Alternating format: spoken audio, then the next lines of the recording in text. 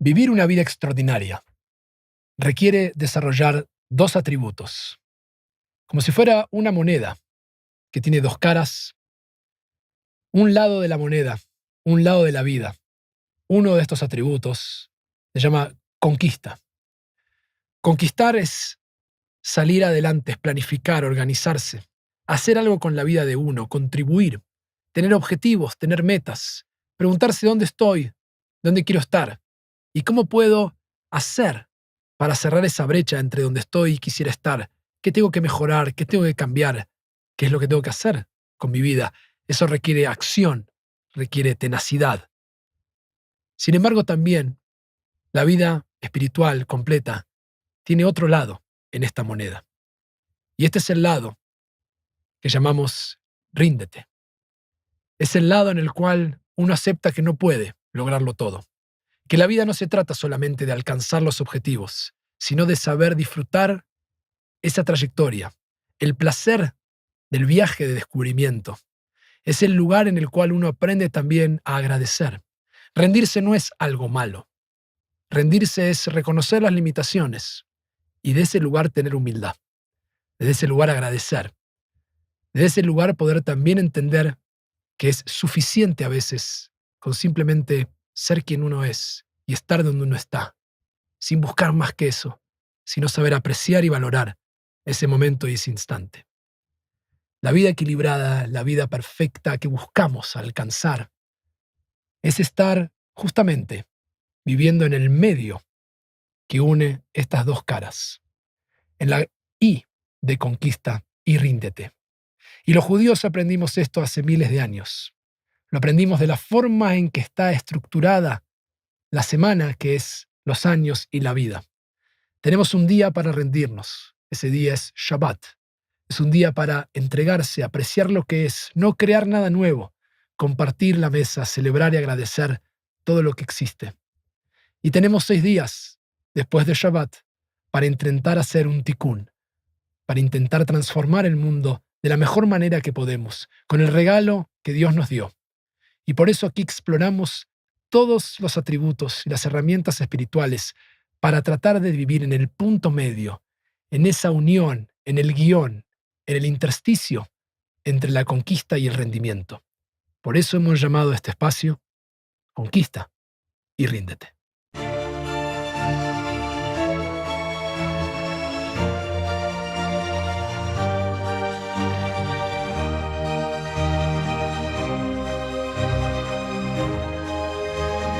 Hay tantos atributos que uno va descubriendo en uno mismo que tiene que trabajar y mejorar. Y los grandes sabios del Musar, de lo que es la disciplina ética espiritual del comportamiento judío, han coleccionado por miles de años su saber. Han acumulado entre grandes maestros por distintas partes del mundo las mejores técnicas para desarrollar la vida más espiritual que uno puede y tratar de vivir en ese punto medio entre la conquista y el rendimiento. Hoy abordaremos uno de estos atributos, que es esencial según nuestros sabios para alcanzar una vida íntegra y espiritual. Y este atributo se llama en hebreo Seder, que se traduce como orden. El orden en la vida es la representación por excelencia del punto medio. Lo tenemos muy claro. Vayamos a los extremos como hacen nuestros maestros. El desorden es caos. Cualquiera de nosotros que ha experimentado desorden de cualquier tipo siente la frustración cuando las cosas están desordenadas. Desde lo más simple, desde la casa de uno, hasta la vida entera de uno. En los trabajos, el desorden, el extremo negativo, es muy perjudicial para el trabajo. Pero vayamos al otro extremo. Demasiado orden trae sufrimiento. Es la obsesión y la rigidez de cómo las cosas tienen que ser, y quien sabe que hay rendimiento en la vida, en que nos rendimos, tenemos que aceptar que a veces las cosas no salen de acuerdo a la planificación o el orden que queríamos. Y por eso tal vez ningún atributo espiritual sea más claro y evidente que la paradigma de la I, de conquista y ríndete, ese punto medio, eso que une ambos extremos que tenemos que desarrollar. ¿Por qué hay que ser ordenado?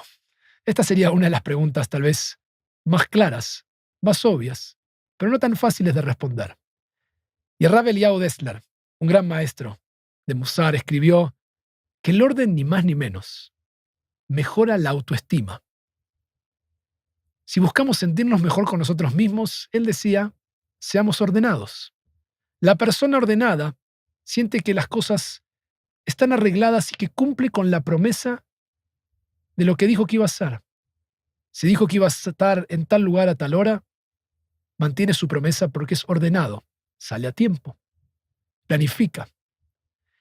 Y esto hace que uno se sienta mejor, aumenta la satisfacción y la confianza, la cual para el Rav Dessler son de los atributos más importantes que uno puede tener en una buena vida.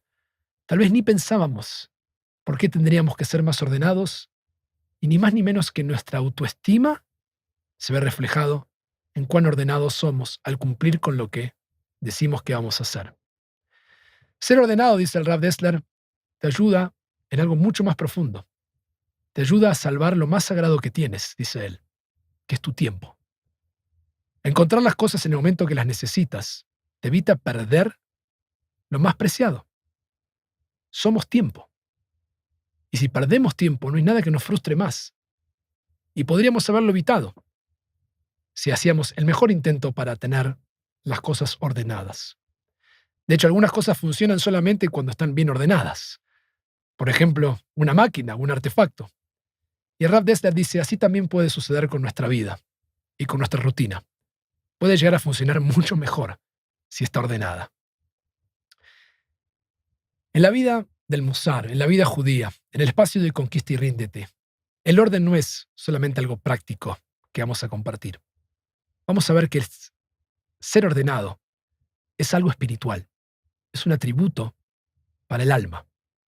Tener nuestras cosas ordenadas, ya sean las cuentas del banco, la cocina, la ropa, el escritorio, no es simplemente más cómodo, no es mejor. Para nuestros maestros del Musar, esto comunica un estado de conquista en que uno es eficiente, responsable, serio, con su vida, con las cosas y con la bendición que recibe. Dentro de las diferentes escuelas que existen del Musar, la escuela de Kelm, una región del mapa, era la más conocida por trabajar una y otra vez sobre sus estudiantes el atributo del orden. Para muchas personas, los detalles no son tan importantes. Y sin embargo, la escuela de Kelm decía que es justamente en el detalle, en el orden, donde se aprecia la diferencia y muchas veces se ve el resultado más esperado de aquel no esperado. Ellos creían que cuando una persona era desordenada, claramente nos estaba diciendo algo sobre sí misma. En el caso más extremo al cual llevaban estos maestros esa representación de la persona, creían que era una persona que le importaba poco su vida, porque no dedicaba tiempo a ordenar las cosas. De hecho, ellos cuentan una historia que hoy traíamos tal vez a la modernidad, donde una persona le escribe a un rabino una pregunta y el rabino no le contesta. Tardan meses y un día le escribe enojado y le dice, te he escrito varias veces y no recibí nada.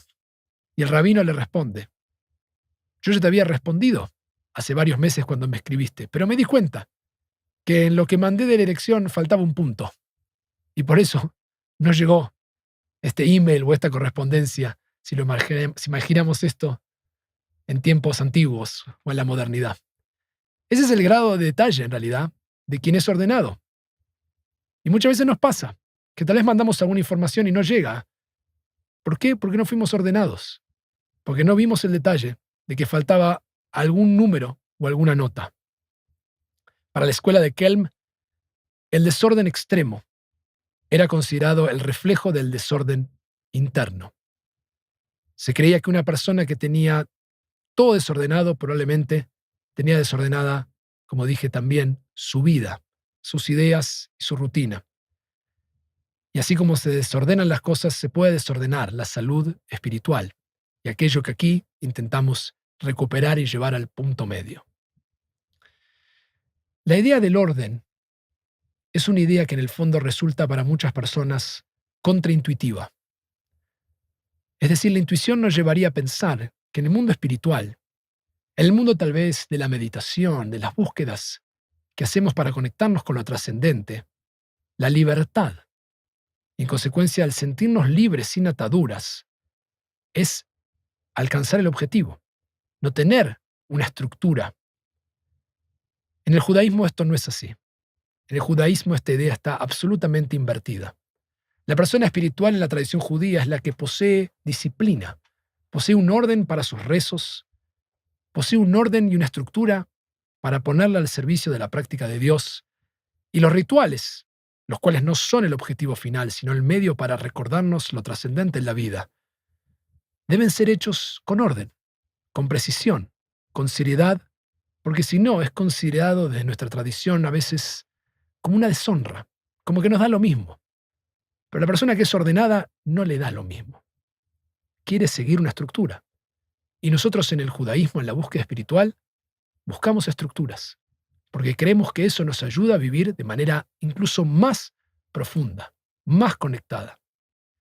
El judaísmo cree que poseemos como seres humanos, creados a imagen y semejanza de Dios, la misma libertad como tiene Dios, que es libre de elegir, de ser libres en nuestras decisiones, porque así es Dios y así nos creó, libres.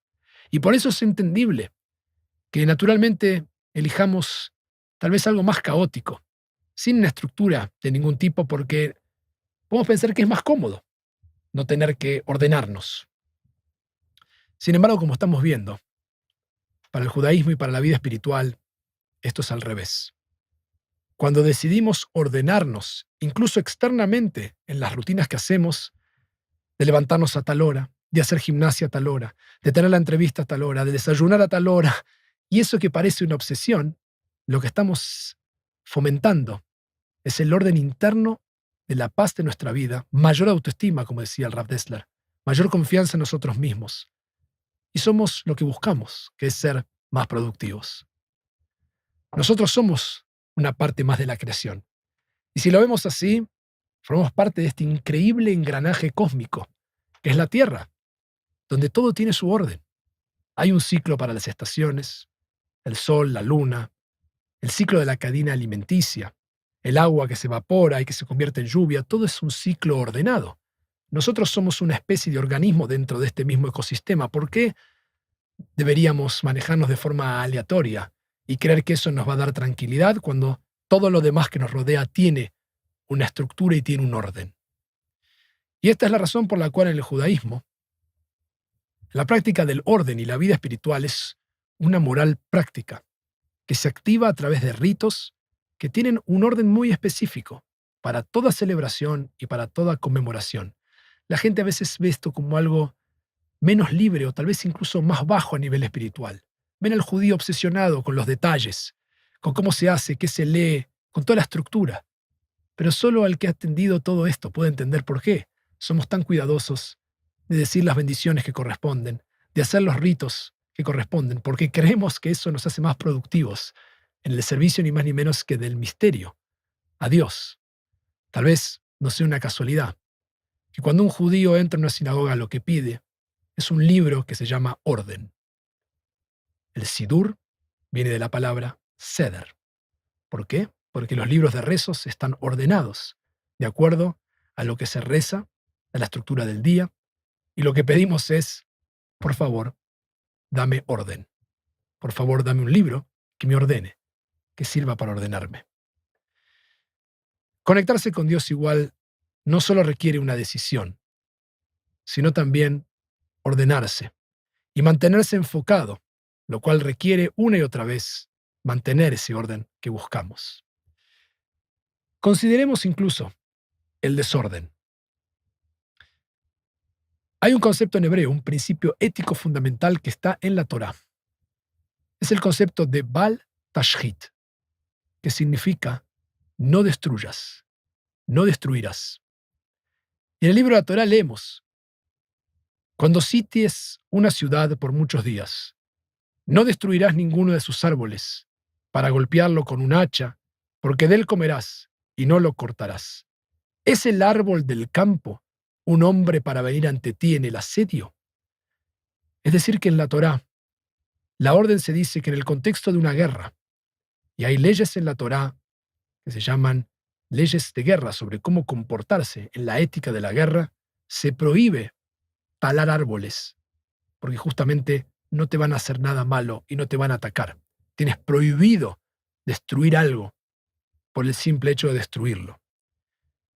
En la ley de los rabinos, posteriormente, Bal Tashchit se entiende de otra forma, se expande a no causar ningún daño o incluso desperdicio sin sentido.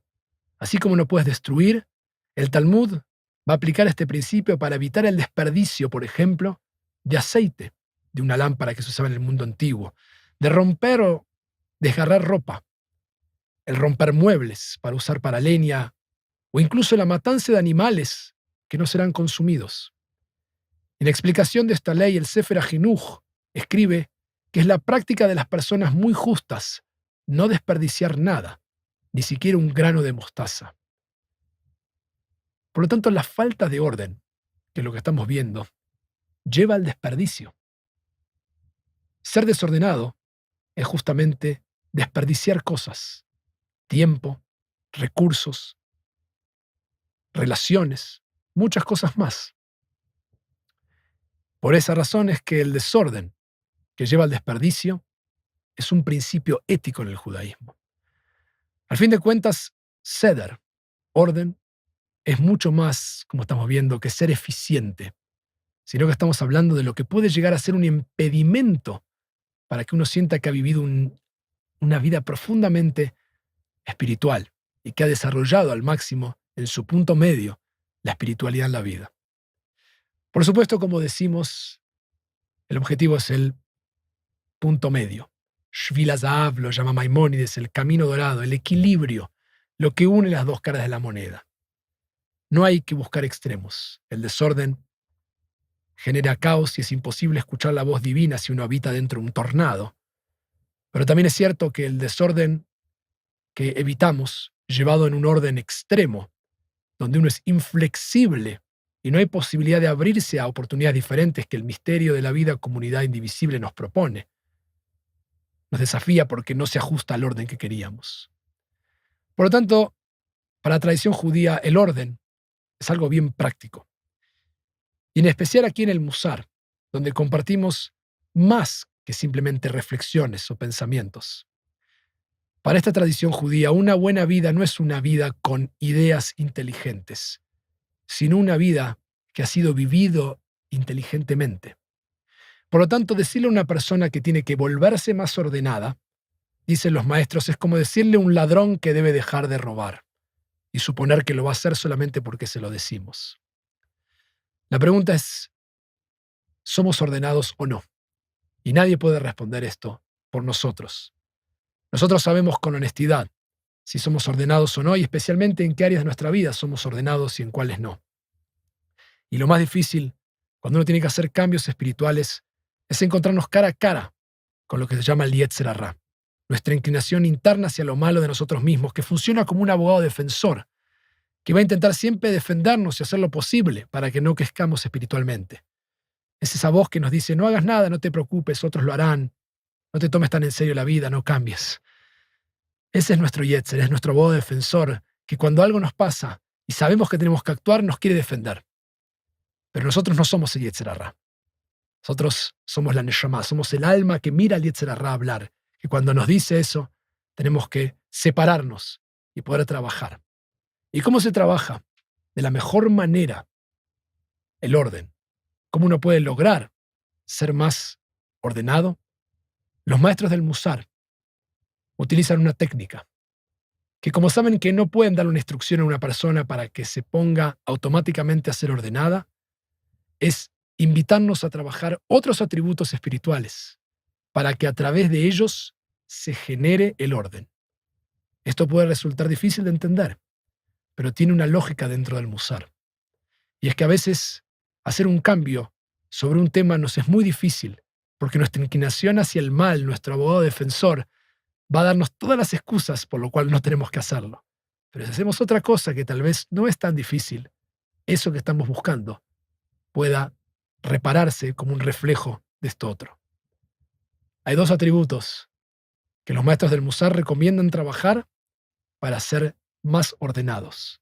Al fin de cuentas, estamos buscando el orden en el punto medio y tenemos que ver de qué manera podemos alcanzarlo. El mejor atributo al que regresaremos una y otra vez a lo largo del desarrollo espiritual, porque es la base y por eso por ahí comenzamos este viaje espiritual de conquista y ríndete, en nuestro primer episodio, el cual recomiendo volver a ver, es ni más ni menos que trabajar la humildad. En ese capítulo, en ese episodio, vimos la importancia de todo el desarrollo espiritual que se apoya, según los maestros del Musar, en ese atributo. Una y otra vez volveremos a la humildad como el punto de partida porque es la más desafiante, pero la más importante. Y en la humildad habíamos hablado de una definición, que es ocupar el espacio que uno tiene que ocupar mientras da espacio para que los demás ocupen el lugar que deben ocupar. El espacio justo, ni más ni menos. Y el desorden, generalmente, es la arrogancia. Es la arrogancia que se resiste, ni más ni menos, al orden.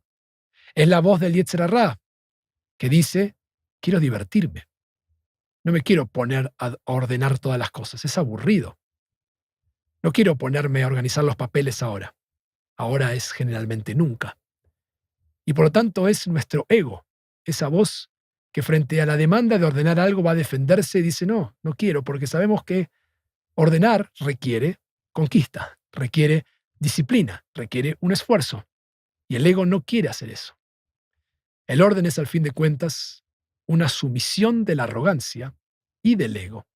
Y por eso recordemos que la humildad es clave para controlar la satisfacción absoluta de ese yo, que como centro de todo quiere hacer lo que le interesa, no quiere hacer lo que no quiere. Ahora, esto no quiere decir que nunca tengo que hacer nada que uno no quiere, sino comprender que es muy probable que sea mi ego el que se interpone al orden que necesito para hacer mejor mi vida. Quiero mejorar mi vida, tengo que controlar mi arrogancia. Tengo que escuchar mi voz que dice, no lo hagas. Ese es el ego. Sé más humilde, tal vez tengas que hacerlo. La otra forma de mejorar Seder, el orden de nuestra vida, es recurriendo a otro atributo. Así como vamos a trabajar la humildad, los maestros de Musar dicen que el orden se mejora cuando uno trabaja el atributo de Kavod. Kavod significa honra u honor. El desorden para los maestros del Musar es una muestra de deshonra. ¿Hacia quién? ¿O hacia qué? Esa es la pregunta. ¿De qué manera la deshonra o ausencia de honor se vincula con nuestro orden? Muy simple. Cuando vivimos con otras personas y dejamos todo tirado, sin importar los demás, estamos haciendo una deshonra. Cuando nos tratamos con honor, podemos honrar incluso a nuestros clientes, siendo ordenados. Un paciente que va a ver a su médico pretende que el médico tenga ordenado, y si el médico no tiene ordenado la grilla del paciente, lo está deshonrando. Cuando un educador, cuando un profesor, cuando un maestro honra a sus estudiantes, significa que valora su tiempo, y por eso es ordenado y prepara sus clases, tiene el material a tiempo y todo lo necesario. Y es fácil percibir para nosotros cuando alguien nos ha honrado, y es muy fácil percibir la deshonra. En conclusión, si uno es humilde, uno va a tener honor por todas las criaturas, y en ambas experiencias va a emerger el orden en la humildad y en el honor que estamos buscando. Falta de humildad y deshonra llevará al desorden. Así que les voy a dejar, como hacemos en cada encuentro, nuestro ejercicio semanal. ¿Cómo hacer para trabajar el orden y ser más eficientes y más productivos? Y va a ser un ejercicio muy simple. Planifica tu día, la noche anterior. Así de simple. Ya sea que lo hagas con un cuaderno o con un teléfono. Es una práctica para empezar a ver cómo puedo ser más ordenado. Es decir, antes de acostarse, tomar 4 minutos, uno no necesita más que eso, y pensar todo lo que tengo que hacer mañana. Abrir el calendario, revisar las citas que tengo, los compromisos que tengo, ver cuánto tiempo aproximadamente me llevará, dónde tengo que ir, cuánto tiempo, a qué hora debería salir. planifica el día y añade, si es necesario, una sección en la parte inferior que sea las tareas personales que tienes que hacer, no solamente el trabajo o las reuniones. Y cuando uno hace esto, dicen nuestros maestros, te informa exactamente cuándo necesitas estar en el escritorio trabajando y te indica cuándo puedes hacer otra cosa, a qué hora, como dije, deberías despertarte y saber el tiempo que tienes para cada tarea. Porque lo peor que puedes hacer es despertar por la mañana, ir directamente a tu computadora o teléfono y empezar a ver el email y de repente fingir que trabajas todo el día y al final del día nada importante se ha hecho porque fuiste desordenado. Así que los invito a trabajar durante una semana y el resto de sus vidas este ejercicio. La noche anterior, tomarse 2 minutos para revisar qué viene mañana y planificar. Nadie es perfecto.